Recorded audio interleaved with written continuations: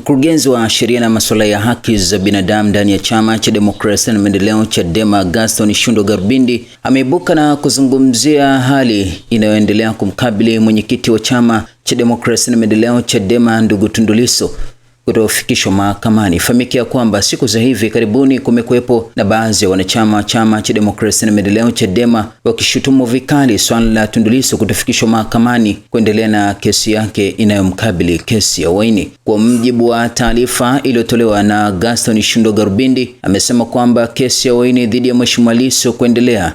Nafahamisha kwamba kesi ya uhaini dhidi ya Mheshimiwa Lissu, Criminal Session Case number 19605 ya mwaka 2025 imepangwa kuendelea Mahakama Kuu Kanda ya Dar es Salaam kuanzia tarehe 9 Februari 2026 hadi tarehe 6 Machi mwaka 2026. Ikumbukwe kwamba kesi hiyo inasikilizwa na majaji watatu: Mheshimiwa Jaji Ndunguru, Mheshimiwa Jaji J. Karemaya na Mheshimiwa Jaji Kiwonde. Tayari Mheshimiwa Lissu jana alipokea taarifa rasmi kutoka kwa naibu msajili wa Mahakama Kuu.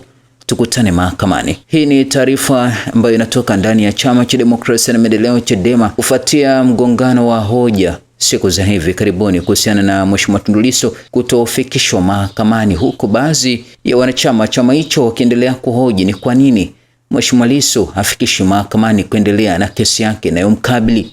Hii ni taarifa ambayo imenifikia mezani siku ya leo. Tukutane mahakamani kama ambavyo tumejuzwa hapa na Gaston Shundo Garbindi, ambapo kesi hiyo imepangwa kusikilizwa Februari 9, 2026 na itatamatishwa hadi tarehe 6 Machi 2026.